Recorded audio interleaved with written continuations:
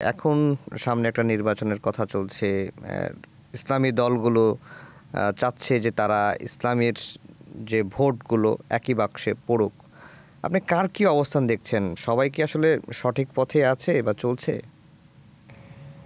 আমি আসলে একটু ব্যতিক্রম নজরিয়ার মানুষ। আমি না শুধু, এটাতে আলহামদুলিল্লাহ অনেকেই আছেন, আর এটাতে থাকা জরুরি ইসলামপন্থীদের জন্য।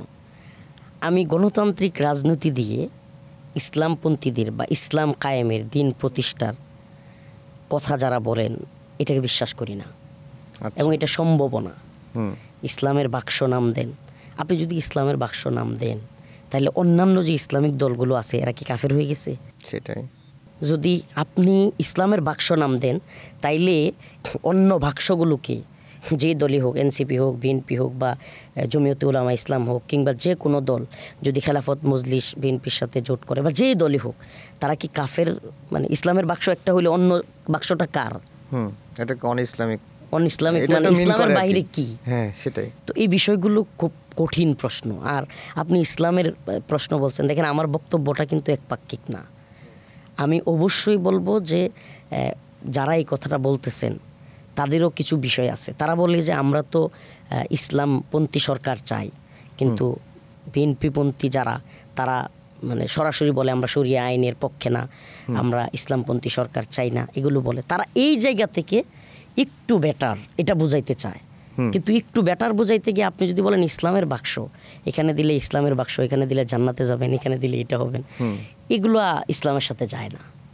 ইসলামের সাথে এগুলো যায় না। কেন? কারণ আপনি যে ইসলামের রাজনীতির কথা বলবেন, তাইলে আপনি আপনার দলের লোগো থেকে আকিমুদ্দিন, দিন প্রতিষ্ঠা করো, এটা এই লেখাটা বাদ দিলেন কোন কারণে? আপনি আল্লাহ শব্দটা বাদ দিলেন কোন কারণে? বলবেন আমরা তো আবার মানুষের সমালোচনার মুখে ফিরে নিছি। তো আপনি যে ফিরিয়ে নিলেন, এখনও পর্যন্ত বিদেশি রাষ্ট্রদূতদের সাথে মিটিং করলে তো ওই লোগোই দেখা যাচ্ছে, আপনার ওই লোগোটাই। তার মানে আপনারাও মডারেট রাজনীতিটা করতে চাচ্ছেন, পশ্চিমাদেরকে, আমেরিকা বা ভারতকে বুঝাইতে চাচ্ছেন যে আমরা কোনো ফান্ডামেন্টালিস্ট বা মৌলবাদী দল না, আমরা ইসলামপন্থী দল না, আমরাও এই নর্মালি গতানুগতিক রাজনৈতিক দলগুলোর মতো আমরাও একটা রাজনৈতিক দল।